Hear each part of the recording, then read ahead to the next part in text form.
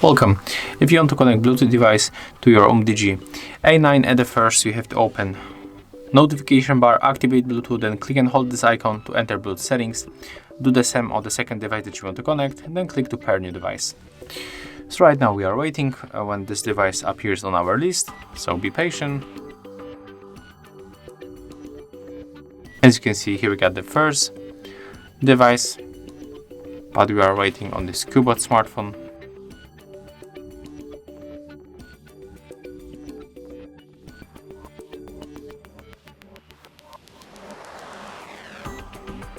And as you can see right now, it appears right here, so we can simply click to connect. And then accept pair on the both devices. And as you can see right now, our smartphones are connected.